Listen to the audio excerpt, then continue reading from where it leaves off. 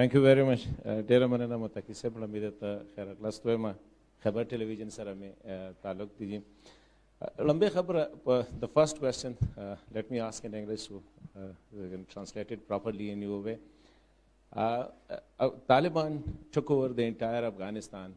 Afghanistan is the recognition of your government. One, you talk about the all-inclusive government. Even your closest ally or friend, Pakistan doesn't accept your current government as an inclusive government. You may have Tajik, Uzbek, Hazara, Baloch, Emek, Arab in your cabinet, but they're all of your ranks and I think from your own Taliban regime. And about the women, there is a dichotomy. What you are saying right now, that you haven't stopped the women from going to school or from working, but on the other side, your own spokesperson, Zabiullah Mujahid, has time and again said that we are waiting for a proper movement where the situation is okay for women to come out and study and work. Thank you. خلاصه دا د درې میاشتې کېږي تاسې راغلي یاست قدرت ته افغانستان مو نیولی ده نو په دې کې په دغه موده کې تاسې کوم هغه اقدامات اخیستي دي تر څو دا یو دوه مشکلات چې د نړیوالو له طرفه وړاندې شوي او اندېښنې لري یو د تاسې د رسمیت پېژندنې کې خبره ده دویمه خبره د هم شمولیت په برخه کې که څه هم تاسې وویلې وضاحت مو ورکړه چې هم شمولیت څه شی ده خو البته د تاسې کابینه او دا ټول هغه خلک دي چې تاسو سره طالبان سره پخوا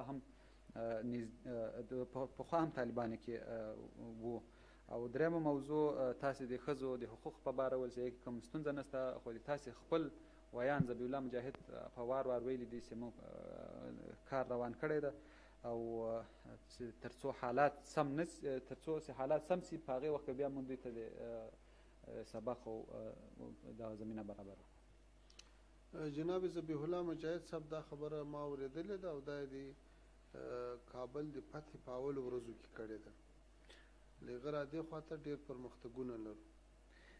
Yes, I had heard the Honorable Zabiullah Mujahid make these remarks about providing conditions for women to return, but that was in the initial days of when we entered Kabul. مثال په ډول موږ د صحت په برخه کې 100% ښځو ته د کار اجازه ورکړې ده او هغوی کار کوي. We have witnessed progress since then, from then onwards, and currently 100% of all female workers in the health sectors have returned to work. د تعلیم په برخه کې اوس تر 15% پورې خبر رسېدلی. In education sector, it is now up to 75%.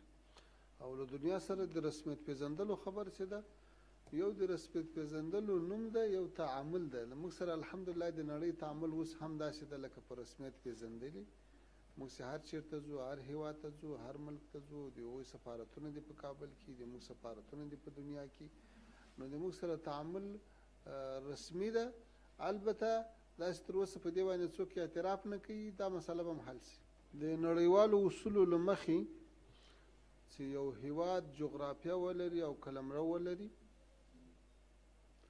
او بیا په هغه قلمرو او جغرافیه کې ولس او نفوس ولري او بیا په هغه ولس باندې تسلط ولري او بیا په همغه محدوده او په هغه جغرافیه کې امن راولي دا څلور شرطونه د رسمیت پېژندلو دپاره نړیوالو غوره کړي او ایښي دي اوس څوک ویلی شي چې په دې څلورو کې د موږ کوم یو کم ده او په دنیا کې کودتایي حکومتونه هم شته شخصي حکومتونه هم شته خانداني حکومتونه هم شته انقلابي حکومتونه هم شته جمهوري حکومتونه هم شته دا ټول په رسمیت پېژندل شوي دي اوس موږ نه پوهېږو چې موږ د کوم معیار پوره کړو.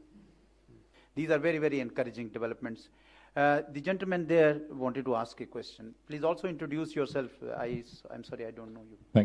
Thank you very much. My name is Per Ilsos. I'm the ambassador designate of Norway to Pakistan. Thank you, Excellency, for a very interesting talk. I wanted to pick up on the last point you made. You declared in late August an interim government. How long do you envisage this interim state to obtain? And how do you envision moving from this interim stage to a footing of permanency and constitutionality?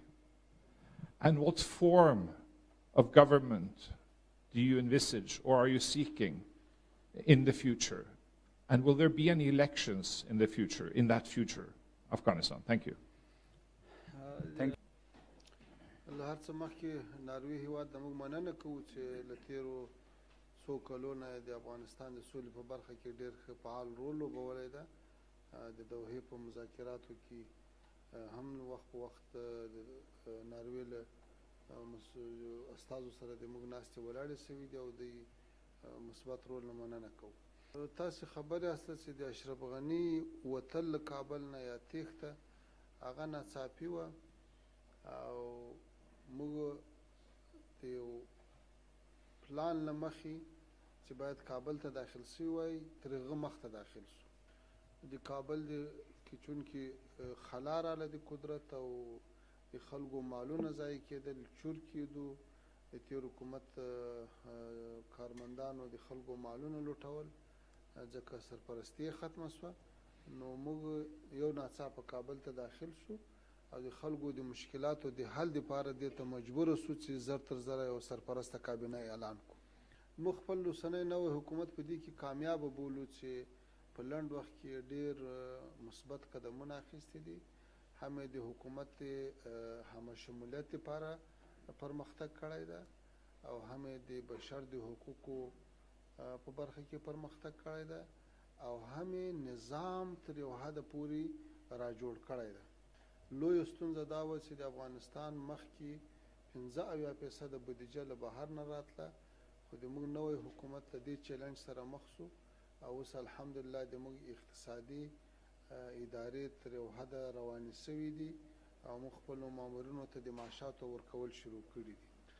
داسې د راتلونکي دپاره به څه رقم تګلاره په څه شکل باندې پرمختګ کوو، په دې باندې به هم استه استه د موږ کوشش دا ده چې موږ داسې څه وکړو چې هغه د افغانستان د خلکو غوښتنه وي او په افغانستان کې قراري او ارامي ورسره راسي. داسې څه نه کوو چې یوازې د بعضو کسانو فرمایش وي خو د افغانستان په خیر نه وي. موږ په دوه حالته کې واقع یو. د افغانستان تیر حکومتونه ځینو یوازې د بهرنیو د خارجیانو فرمایشات عملي کړي دي، خپل ولس ورباندې راپورته سوی ده، او ځینو بیا بهرنیانو ته توجه نه ده کړې، بهرنیانو ورباندې یرغلونه کړي دي. اوس به موږ داسې لاره اختیاروو چې په آینده کې افغانستان له ټکر نه وساتو. یو شی تاسې را سره ومنئ چې د دنیا په مختلفو هیوادونو کې د همه شمولیت لپاره بیل بیل تعریفونه دي. پښتنې ښه راغلاست اول ور درته وایي، د هغې وروسته د پی ټي وي له طرفه رضا خان نومیږي.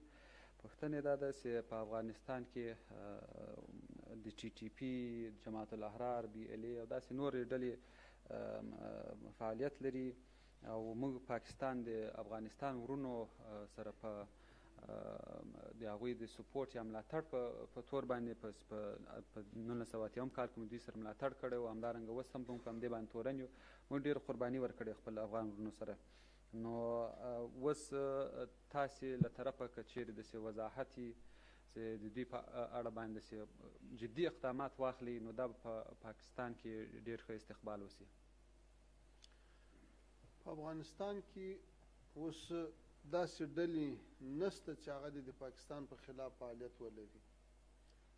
د افغانستان ټولې سیمې الحمدلله اوس صفا سوي دي او په دې هم خوشحاله یو چې د پاکستان د حکومت او د ټي ټي پي تر مابین مذاکرات شروع سوي دي، اوربند سوی ده او موږ به کوشش کوو چې دې ته وده ورکړو چې دا اوربند او دا مذاکرات دایمي سي او نور د دې عوامل پاتې نه سي چې سبا دپاره څه ستونزه رامنځته کړي. موږ ډېر کوشش کوو لکه څنګه چې موږ ژمنه کړې ده چې د افغانستان خاوره د هیچا په ضد استعمال نه سي او په ټوله سیمه کې امن وي، ځکه دې سیمې ډېر تکلیف لیدلی ده، ډېر ځورېدلي دي او آینده کې باید نور ونه ځورول شي.